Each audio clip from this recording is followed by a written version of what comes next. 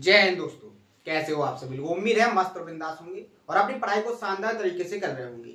अपना जो लास्ट का सेशन हुआ था ज्योमेट्री के अंदर, उसमें मैंने आपको इक्विलेटरल ट्रायंगल से रिलेटेड जो कॉन्सेप्ट मैंने आपको समझाए थे, उन कॉन्सेप्टों पर क्वेश्चनों की प्रैक्टिस करवाने की कोशिश की थी कि एग्जामिनर कॉन्सेप्ट पर कैसे क्वेश्चन क्रिएट करता है और आपको उस कॉन्सेप्ट से उस क्वेश्चन के अंदर की कॉन्सेप्ट को कैसे ऑब्जर्व करना है और अपने आंसर को विद इन टाइम के अंदर कैसे फाइंड करना है। बहुत अच्छे टेक्निक के साथ, बहुत अच्छी अप्रोच के साथ मैंने हर एक कॉन्सेप्ट पर क्वेश्चन की प्रैक्टिस करवाने की कोशिश की थी। उम्मीद है आपने बहुत ही मेहनत के साथ हर एक क्वेश्चन के कॉन्सेप्ट को प्रैक्टिस किया होगा और हर एक तरीके से उसका रिवीजन भी किया होगा। आज के सेशन में इक्विलेटरल ट्रायंगल के ही और जो कॉन्सेप्ट बन सकते हैं जिनसे एग्जामिनर क्वेश्चन को क्रिएट करता है, बार बार हर एक एग्जाम में क्वेश्चन देखने को मिलता है, तो उन कॉन्सेप्टों को समझेंगे, उन कॉन्सेप्टों पर क्वेश्चन जो आए हैं उनकी प्रैक्टिस करेंगे, ठीक है। और आगे किस लेवल तक के क्वेश्चन क्रिएट हो सकते हैं, उन सभी क्वेश्चनों को बहुत अच्छे से अपन प्रैक्टिस करेंगे। तो आइए आज का सेशन स्टार्ट करते हैं। अगर कोई नया स्टूडेंट है तो उससे रिक्वेस्ट करेंगे कि आप लास्ट के हर एक सेशन को कंप्लीट कर लीजिए। ज्योमेट्री का लगभग 60% अपना जो सिलेबस है वो कंप्लीट हो चुका है। अब 40% ही सिलेबस बचा है जो अपन जल्दी ही कंप्लीट करेंगे। और आपको मैं बता दूं, ज्योमेट्री हर एक स्टूडेंट को बहुत टफ लगता है, लेकिन मैंने हर एक कॉन्सेप्ट, हर एक थ्योरम को इस तरीके से समझाने की कोशिश की है कि आपको मैथ के अंदर हर एक टॉपिक के अंदर आपका इंटरेस्ट बढ़ जाएगा।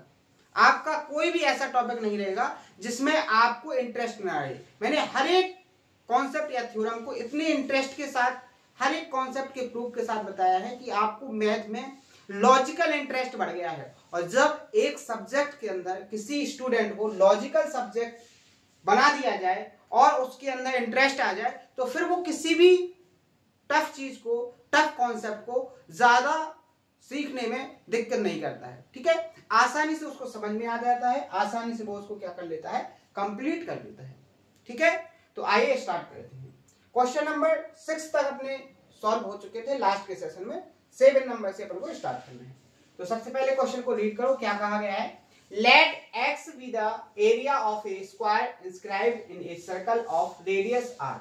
यानी कि जो आर रेडियस का एक सर्कल है उसके अंदर क्या है, एक स्क्वायर है, स्क्वायर बनाया गया है जिसका एरिया क्या है, एक्स है, ठीक है। And Y be the area of an equilateral triangle inscribed in the same circle. और उसी रेडियस की एक सर्कल के अंदर जो ट्रायंगल बनाया गया है, कैसा, इक्विलेटरल, उसका एरिया क्या है, वाई है। यहां पर दो डायग्राम बनाए गए हैं सर्कल के अंदर। एक तो बनाया गया है आपका स्क्वायर, दूसरा बनाया गया है इक्विलेटरल ट्रायंगल। यहां पर जो स्क्वायर बनाया गया है, यहां पर जो स्क्वायर बनाया गया है सर्कल के अंदर, उसका एरिया तो है आपका एक्स, और जो आपका इक्विलेटरल ट्रायंगल बनाया गया है उसका एरिया है वाई। और ये जो बनाए गए हैं स्क्वायर और ट्रायंगल, वो आर रेडियस वाले सर्कल के अंदर बनाए गए। ये एग्जामिनर आपको डाटा दे रहा है। आगे पढ़िए, आपसे क्या पूछा गया है, which one of the following is correct. इनमें जो 4 ऑप्शन दिए गए हैं, कौन सा आपका करेक्ट है, आपको फाइंड करना है। क्लियर है बात? यहां तक क्वेश्चन आपको समझ में आ गया। अब आप कैसे करोगे, कैसे आप अप्रोच को डेवलप करोगे, कैसे आप अपनी अप्रोच से इसको समझोगे कि इस क्वेश्चन को इस फॉर्मूले से, इस कॉन्सेप्ट से आपको सॉल्व करना है। तो यहां पर मैं देखो कितने आसान तरीके से आपको समझाने की कोशिश करूंगा कि कॉन्सेप्ट कैसे ऑब्जर्व होते हैं, ठीक है। यहां जब उसने कहा है कि एक सर्कल है, तो मैंने सबसे पहले एक सर्कल बना दिया। क्या बना दिया? सर्कल बना दिया। क्लियर है? यहां तक एक सर्कल ये हो गया, और सेम रेडियस का दूसरा सर्कल मैंने ये बना दिया। ध्यान से समझने की कोशिश करना। अब उसने क्या काम किया कि एक सर्कल के अंदर उसने क्या बनाया है, एक सर्कल के अंदर उसने स्क्वायर बनाया, मैंने एक सर्कल के अंदर स्क्वायर बना दिया। ये बन गया आपका स्क्वायर। क्लियर? दूसरे सर्कल के अंदर उसने क्या बनाया है, इक्विलेटरल ट्रायंगल। क्या बनाया है? इक्विलेटरल ट्रायंगल, ठीक है। ये बन गया आपका दूसरे सर्कल के अंदर इक्विलेटरल ट्रायंगल, ठीक है। किसी को कोई दिक्कत? अब मैं अगर यहां से आगे पूछूं, आपसे एक क्वेश्चन पूछूं कि क्या आप इक्विलेटरल ट्रायंगल की और स्क्वायर की साइड को फाइंड कर सकते हो क्या? ध्यान से सुनो, मैंने क्या बोला। इक्विलेटरल ट्रायंगल और जो स्क्वायर बनाया गया है सर्कल के अंदर, क्या आप इसकी साइड्स को फाइंड कर सकते हो? साइड्स को फाइंड करने का फैक्ट क्या है? क्यों साइड को फाइंड करना है? क्योंकि जहां तक मुझे दिखाई दे रहा है यहाँ पर सभी में स्क्वायर है, और जहां स्क्वायर दिखाई देता है वहां पर एरिया वाला कॉन्सेप्ट 100% होता है। तो यहाँ पर अपन क्या करेंगे, इन दोनों की एरिया फाइंड करेंगे, और यहाँ पर बोला भी एरिया का ही गया है। तो अपन को एरिया फाइंड करने के लिए इक्विलेटरल का एरिया फाइंड करना है तो भी साइड की जरूरत पड़ेगी, और अगर स्क्वायर का एरिया फाइंड करना है तो भी आपको क्या पड़ेगी, स्क्वायर की साइड की जरूरत पड़ेगी। तो क्या आप स्क्वायर और ट्रायंगल की साइड को फाइंड कर सकते हो? हर एक स्टूडेंट का तुरंत जवाब आएगा कि हाँ सर कर सकते हैं। कैसे कर सकते हैं? यहाँ पर देखो, यहां पर आप देखोगे ये आपका सर्कल का सेंटर है, और ये यहां पर सर्कल का सेंटर है। क्लियर है? बहुत अच्छे से मैंने आपको बताया कि सर्कल के सेंटर से परिधि तक की जो डिस्टेंस होती है वो क्या होती है, आपकी सर्कल की रेडियस। तो ये आपकी क्या हो जाएगी, स्मॉल आर, क्योंकि एग्जाम में दिया गया है, एग्जामिनर ने दिया है कि आपका क्या है, आर रेडियस है, ये आपकी आर होगी। क्लियर है यहां तक? किसी को कोई दिक्कत? आप यहां से ध्यान से देखोगे, अगर मैं इसको और आगे बनाऊं तो ऐसे बन जाएगा, बन जाएगा कि नहीं बन जाएगा? तो क्या हो जाएगा, स्मॉल आर हो जाएगा, यानी पूरी लेंथ कितनी हो जाएगी आपकी, 2r। और आप यहां पर देख रहे हो ये आपका क्या हो जाएगा, स्क्वायर का डायगोनल, यानी कि विकर्ण। विकर्ण क्या होता है, √2r होता है। अगर किसी ट्रायंगल की साइड r है तो उसका जो विकर्ण होता है, जो डायगोनल होता है, वो क्या होगा, √2r। लेकिन यहां पर उसने कहा है कि आपका जो विकर्ण है वो 2r है, तो आपकी यहां पर साइड क्या हो जाएगी, √2r। क्या हो जाएगी, √2r। क्लियर है यहां तक? किसी को कोई प्रॉब्लम?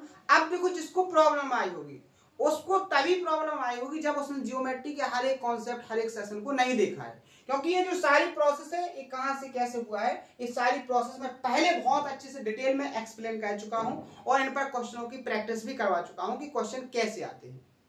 क्लियर है ना यहां तक? तो आपकी यहां पर स्क्वायर की जो साइड है वो निकल के क्या आ गई, यहां पर √2r। क्लियर है?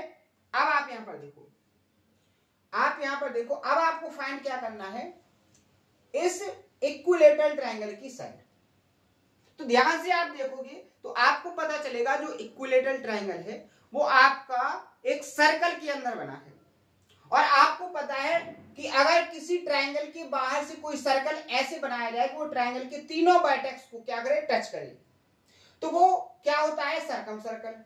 और जो सर्कल की रेडियस होती है वो सर्कम रेडियस होती है। यहां पर ट्रायंगल इक्विलेटरल है, और अगर इक्विलेटरल ट्रायंगल की सर्कम रेडियस फाइंड करना है तो वो क्या होता है, फॉर्मूला a/√3। ए आपका क्या है, इक्विलेटरल ट्रायंगल की साइड।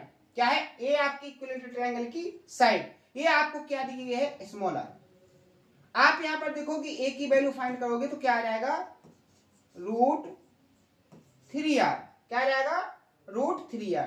तो यहां पर इक्विलेटरल ट्रायंगल की जो साइड आ रही है आपकी √3r निकल के आ गई। यहां तक किसी को कोई प्रॉब्लम, कोई दिक्कत? देखो, हर एक कॉन्सेप्ट, हर एक की पॉइंट से मैं आपको समझाने की कोशिश कर रहा हूं, आपको बिल्कुल भी डाउट नहीं होगा। आप यदि थोड़ी भी मेहनत के साथ पढ़ोगे ना तो आपको बिल्कुल भी डाउट नहीं होगा, हर एक तरीके से आपको समझ में आएगा। और अगर आप थोड़ी भी लापरवाही से पढ़ोगे, या आप ये सोचोगे कि कोई कॉन्सेप्ट छोटा है तो उसको समझने की जरूरत नहीं है, आप यहाँ देखो कितने छोटे छोटे कॉन्सेप्ट आपके यहाँ यूज हो रहे हैं, और अगर आप उन कॉन्सेप्टों को याद नहीं है, आपको उनकी प्रैक्टिस नहीं है, आपको उनका नॉलेज नहीं है कि आप इनको कैसे समझो, कैसे आपको पता चलेगा कि ये जो कॉन्सेप्ट, जो डाटा दिया है, इससे आप क्या कर सकते हो, जबकि मैंने हर एक तरीके से आपको समझाया है, तब आपने अगर ध्यान नहीं दिया है तो यहाँ आपको अब प्रॉब्लम होने वाली है। अब इसका कोई सॉल्यूशन नहीं है। सॉल्यूशन क्यों नहीं है? क्योंकि आपको एक कॉन्सेप्ट, एक थ्योरम, या एक प्रैक्टिस, एक कॉन्सेप्ट पर प्रैक्टिस एक बार ही करवाना पॉसिबल है, क्योंकि सिलेबस भी इतना बड़ा है। ठीक है? क्लियर है? समझने की कोशिश करो। अब मैं आपसे पूछूं कि स्क्वायर का एरिया क्या होता है, तो क्या होता है, साइड का स्क्वायर। साइड आपकी क्या है, √2r। अगर एरिया निकालोगे तो एरिया आपका क्या निकल के आएगा, एरिया आएगा आपका क्या, यहां से एरिया आ जाएगा ऑफ किसका, स्क्वायर का, √2r का स्क्वायर करोगे तो 2r स्क्वायर। क्लियर है। और ये आपका क्या दिया है, y के बराबर दी, x के बराबर दिया है।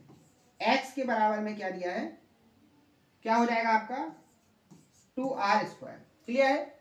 बात करेंगे इक्विलेटरल ट्रायंगल के स्क्वायर की, तो यहां पर देखो इसका स्क्वायर एरिया क्या होता है √3/4 a स्क्वायर। तो यहां पर क्या हो जाएगा, a आपका क्या है √3r, यहां से क्या हो जाएगा √3/4, a की प्लेस पर √3r का स्क्वायर करेंगे तो 3r स्क्वायर हो जाएगा। क्लियर है। यहां पर आप देखो कि एरिया आपका क्या निकल के आ जाएगा, यहां पर 3√3/4r स्क्वायर। क्लियर है। यहां आपकी y की वैल्यू क्या निकल के आ गई 3√3r²/4। क्लियर है। आपको इनका रेशियो फाइंड करना है। क्या निकालना है, रेशियो। आप यहां देखो, अगर आप x और y का रेशियो फाइंड करोगे तो 2r²/3√3r²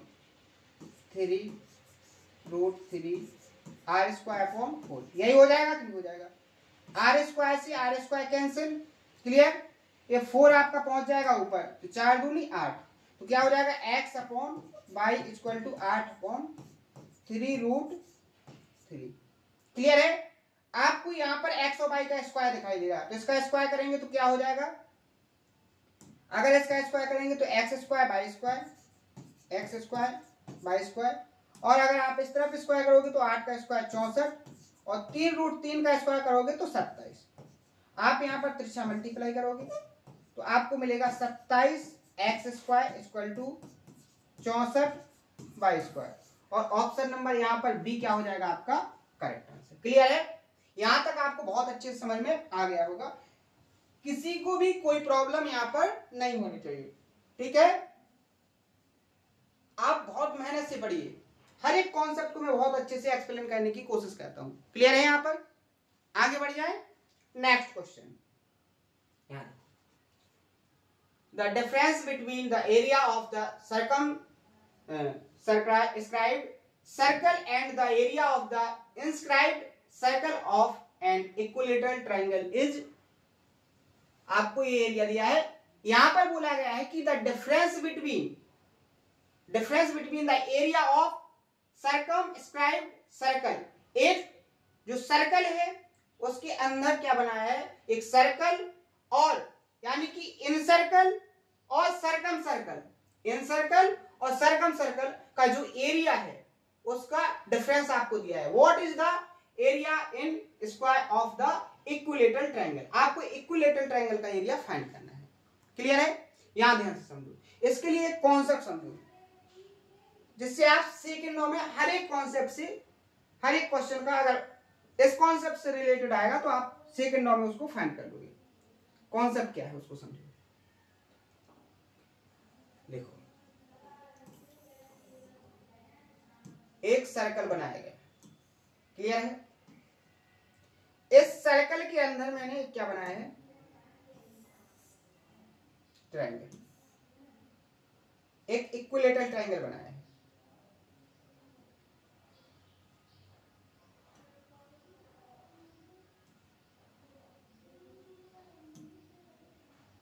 एक इक्विलेटरल ट्रायंगल। अब इसी के अंदर मैंने क्या बनाया है आपका, एक सर्कल बनाया है, यानी एक इक्विलेटरल ट्रायंगल की एक बाहर से सर्कल बनाया है और एक अंदर से बनाया है, यानी बाहर वाला सर्कल हो जाएगा आपका सर्कम सर्कल, और ट्रायंगल के अंदर वाला हो जाएगा इन सर्कल। क्लियर है। इतना यहां तक क्लियर है।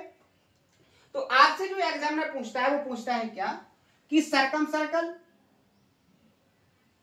और इन सर्कल, बड़े वाले को मैंने सर्कम सर्कल माना और छोटे वाले सर्कल को इन सर्कल माना, और जो इक्विलेटरल ट्रायंगल है इनके एरिया का रेशियो क्या होगा, एग्जामिनर आपसे पूछता है। ठीक है। तो यहां पर कॉन्सेप्ट क्या बनता है, ध्यान से समझना। अगर मैं बात करूं इक्विलेटरल सर्कम सर्कल की सर्कम रेडियस का कॉन्सेप्ट क्या होता है, तो वो होता है a/√3। क्लियर है? ए आपकी क्या है, इक्विलेटरल ट्रायंगल की साइड। बात करेंगे कि इक्विलेटरल ट्रायंगल की इन रेडियस का कॉन्सेप्ट क्या होता है। ये तो हो गया आपकी कैपिटल आर।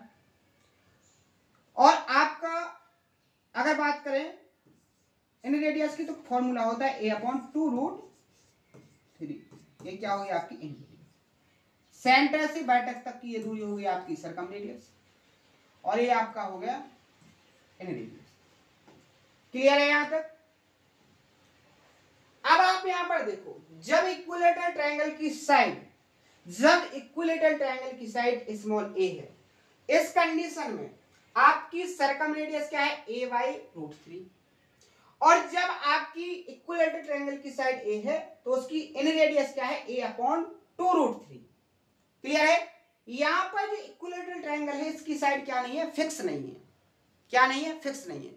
लेकिन अपन कोई एक ऐसा डाटा, फिक्स डाटा एज्यूम कर लें जिससे आपको कुछ कॉन्सेप्ट मिल जाए। क्या मिल जाए, ध्यान समझो।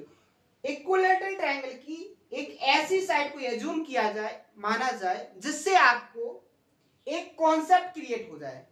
तो आप यहां पर देख रहे हो सर्कम रेडियस और इन रेडियस दोनों में √3 और 2√3 आ रहा है।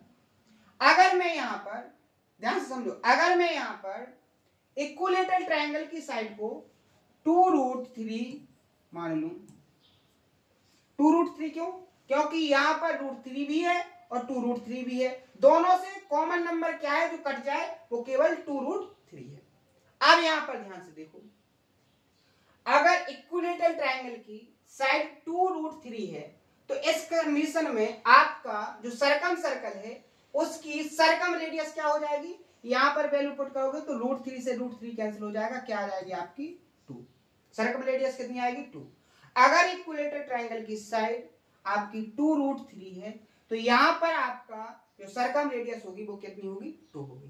क्लियर है?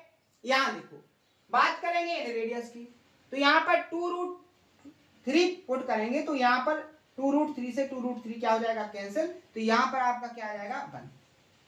इन रेडियस क्या आ जाएगी, 1। तो ध्यान से समझो, अगर आपकी इक्विलेटरल ट्रायंगल की साइड 2√3 है, तो इस कंडीशन में सर्कम रेडियस आपकी क्या हो जाएगी, 2, और इन रेडियस आपकी क्या हो जाएगी यहां पर 1। क्लियर है? यहां तक किसी को कोई प्रॉब्लम? आगे बढ़े, देखो ध्यान से। अब मैं आपसे पूछूं कि आपको सर्कम सर्कल का एरिया और इक्विलेटरल ट्रायंगल का एरिया और इन सर्कल का एरिया का रेशियो फाइंड करना है, तो क्या निकलेगा? तो देखो, सर्कल का एरिया क्या होता है, πr²। अब सर्कल का एरिया तो कैपिटल R का स्क्वायर। R की वैल्यू बेसिकली निकली क्या है आपकी, 2 का स्क्वायर करेंगे 4 आएगा। तो यहां पर सर्कल का एरिया क्या निकल के आएगा, 4 रेशियो। यहां देखो, अगर मैं बात करूं इक्विलेटरल ट्रायंगल की एरिया, तो इक्विलेटरल ट्रायंगल का एरिया क्या होता है, √3/4, साइड का स्क्वायर 2, √3 का स्क्वायर करेंगे 4 × 3, √3 का स्क्वायर 3 आ जाएगा, 4 से 4 कैंसिल, एरिया क्या आ जाएगा, 3√3। बात करेंगे इन सर्कल के एरिया की, इन सर्कल का एरिया क्या हो जाएगा, πr का स्क्वायर। स्मॉल r क्या है आपका, 1 का स्क्वायर 1 आएगा, तो इंटू पाई, तो 1 × पाई क्या हो जाएगा, पाई। तो यहां से आपको डाटा मिला है, यहां से आपको कॉन्सेप्ट मिला है, अगर आपको इक्विलेटरल ट्रायंगल की जो साइड है वो 2√3 है, इक्विलेटरल ट्रायंगल की साइड 2√3 है, तो आपका सर्कम सर्कल का एरिया 4π होगा, इन सर्कल का एरिया आपका पाई होगा, और इक्विलेटरल ट्रायंगल का एरिया 3√3 होगा। ये आपका कॉन्सेप्ट बन गया है। इस पर डायरेक्ट क्वेश्चन क्रिएट होते हैं। अगर आप हर एक क्वेश्चन को बेसिक से करोगे एग्जाम में, तो बहुत ज्यादा टाइम लगेगा। लेकिन अगर आप इस डाटा को याद रखोगे, अपने माइंड के अंदर सेट करके रखोगे, तो जो क्वेश्चन क्रिएट होते हैं उनको सॉल्व करने में आपको विद इन सेकेंड लगेंगे। विद इन सेकेंड में आप अपने क्वेश्चन का आंसर निकाल के दोगे। कैसे? आप यहां पर देखो, जो क्वेश्चन क्रिएट किया गया था उसको देखो।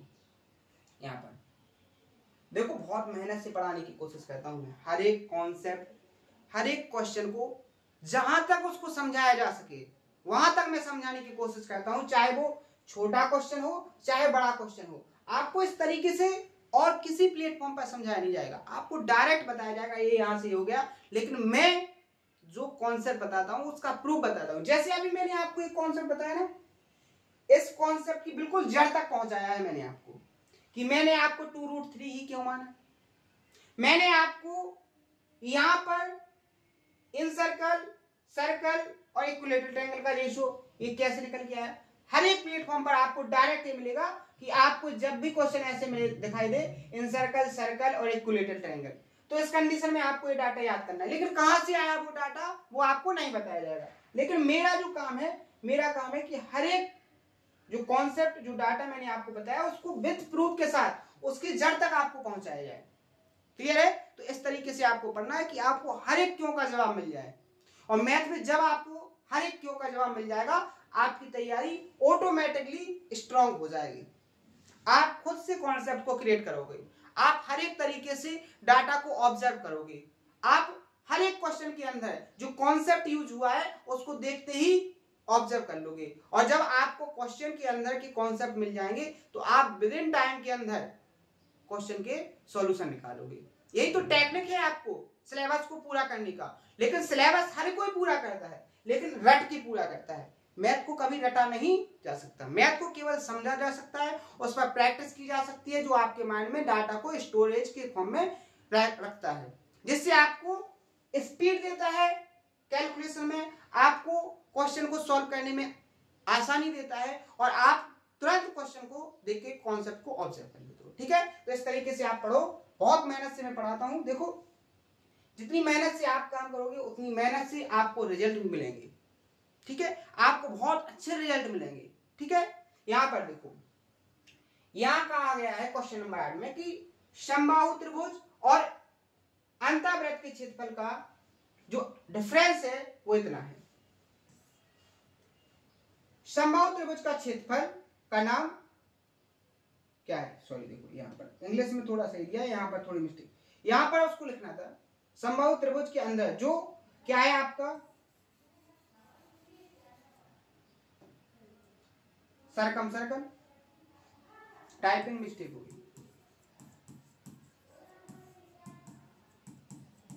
सरकम सर्कल और इन सर्कल की एरिया का जो डिफरेंस है वो कितना है? इतना है। आपको इक्विलेटरल ट्रायंगल जो बना है उसका एरिया फाइंड करना है। ठीक है? यहां देखो, मैंने अभी बताया है कि आपको सरकम सर्कल और इक्विलेटरल ट्रायंगल और इन सर्कल के जो एरिया होते हैं उनका जो रेशियो होता है वो इस रेशियो में होते हैं। अब आपको सरकम सर्कल और इन सर्कल, इनके बीच का जो डिफरेंस है 4 पाई और पाई का डिफरेंस क्या आएगा? 3 पाई। ये कितना दिया है आपको? 2156। क्लियर है? यहां आप जब सॉल्व करोगे पाई की वैल्यू क्या हो जाएगी? 22/7। क्या हो जाएगी? 22/7। रुकना एक मिनट।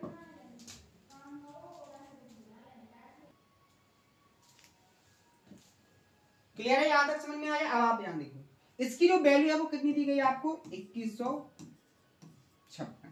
क्लियर है? आप जब इसको सॉल्व करोगे तो इसको 22 से काटोगे, पहले 11 से काट लो आसान टेबल से, क्या हो जाएगा आपका? यहां देखो 22 22 नंबे 198, 22 से काट दो। ठीक है? 198 17 22 8 156। ठीक है? अब आपको टेबल याद करनी पड़ेगी। यहां देखो 3 7 का यहां मल्टीपल हो जाएगा, तो यहां 3 की वैल्यू क्या आ जाएगी आपकी? इंटू 7। 7 8 56, 7 9 63, 63 और 5 क्या हो जाएगा? 68। क्लियर है? यहाँ 3 की वैल्यू आपको कितनी मिल गई? 6, 8, 6। आपको फाइंड क्या करना है? इक्विलेटरल ट्रायंगल का एरिया। अब इक्विलेटरल ट्रायंगल का एरिया होता क्या है?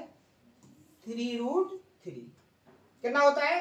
3√3। आपको 3 की वैल्यू फाइंड हो गई। अब आपको केवल क्या करना है? √3 से दोनों साइड मल्टीप्लाई। तो यहाँ पर √3 से मल्टीप्लाई कर दो और यहाँ पर भी √3 से मल्टीप्लाई कर दो। तो इक्विलेटरल ट्रायंगल का एरिया क्या हो जाएगा? ऑप्शन नंबर ए यहाँ पर करेक्ट आंसर। क्लियर है? तो देखो कितने आसान तरीके से अगर आप इस कॉन्सेप्ट को याद रखोगे तो आप सिंपल तरीके से विद इन टाइम के अंदर अपना सॉल्यूशन निकालोगे। लेकिन आप यहां पर देखो, अगर आप इसको बेसिक से करोगे तो सबसे पहले आपको क्या निकालना पड़ेगा? आप इक्विलेटरल ट्रायंगल की साइड को ए पुट करोगे, उसके बाद सर्कल का एरिया फाइंड करोगे, उसके बाद आप इन सर्कल का एरिया फाइंड करोगे, फिर आपको जो डिफरेंस मिला है उससे आप उसको सॉल्व करोगे, फिर आपको क्या निकालना है वहां से? इक्विलेटरल ट्रायंगल की। यानी कि बहुत लेंथी प्रोसेस हो जाएगी। समझ में आया? तो आपकी प्रोसेस लेंथी ना हो, आप कॉन्सेप्ट से हर एक क्वेश्चन के सॉल्यूशन को विद इन टाइम के अंदर निकाल लो। ऐसी अप्रोच से आपको क्वेश्चन को सॉल्व करना है। क्लियर है? तो आप बहुत ही टेक्निकल तरीके से हर एक क्वेश्चन को सॉल्व करो, कोई दिक्कत नहीं है। हर एक कॉन्सेप्ट आपको समझाया जाएगा। तो यहां तक आपको इस कॉन्सेप्ट को बहुत अच्छे से माइंड के अंदर सेट करके रखना है। अभी और क्वेश्चन मैं आपको प्रैक्टिस करवाऊंगा, ठीक है? तो ये ऐसे क्वेश्चन, बहुत ज्यादा क्वेश्चन क्रिएट होते हैं मेंस के एग्जाम में। अपना जो प्री लेवल का था वो तो यहां तक कंप्लीट हो चुका था, ठीक है? ये क्वेश्चन ये प्री लेवल के हैं, लेकिन अब जो आगे जो क्वेश्चन आ रहे हैं, ये जो क्वेश्चन, ये मेंस लेवल के क्वेश्चन है। ये मेंस में पूछे आने वाले क्वेश्चन है। यहाँ जो मेंस में काम होता है, अगर आपको कॉन्सेप्ट आएगा तो ही आप क्वेश्चन को सॉल्व कर पाओगे। प्री में तो ऐसा होता है कि थोड़ा बहुत अगर कॉन्सेप्ट आपको नहीं आ रहा तो बेसिक से भी आप सॉल्व कर सकते हो। लेकिन अगर मेंस में आपको कॉन्सेप्ट नहीं आ रहा है तो आप ये मान के चलो आप उस क्वेश्चन को सॉल्व करने में विद इन टाइम के अंदर सॉल्व नहीं कर सकते हो। ऐसा कर सकते हो कि आप जहां आपके बगल वाला स्टूडेंट 60 क्वेश्चन अटेम्प्ट करेगा तब आप 20 क्वेश्चन ही अटेम्प्ट कर पाओगे। तो आप समझ सकते हो कि सिलेक्शन 60 क्वेश्चन अटेम्प्ट करने वाले को मिलेगा, आपको नहीं मिलेगा, ठीक है? तो आपको हर एक तरीके से क्वेश्चन को अटेम्प्ट करना है, समझना है, तो उसके लिए हर एक टाइप को समझना है, किसी भी टाइप को छोड़ना है। क्लियर है? तो यहां तक आप लोग कंप्लीट करना। कल यहां से आगे के कॉन्सेप्ट को समझेंगे, आगे के क्वेश्चनों को समझेंगे। मेहनत से पढ़िए, बहुत शानदार तरीके से आपको सफलता जरूर मिलनी है और बहुत जल्द मिलनी है, क्योंकि आप लोग बहुत मेहनत से पढ़ रहे हो, ठीक है?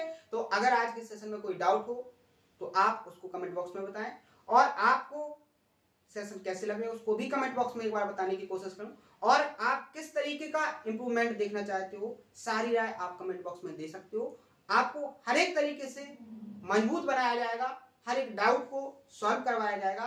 तो मिलते हैं कल के सेशन में इसी जोश और उम्मीद के साथ। आज के सेशन में इतना ही। Thank you.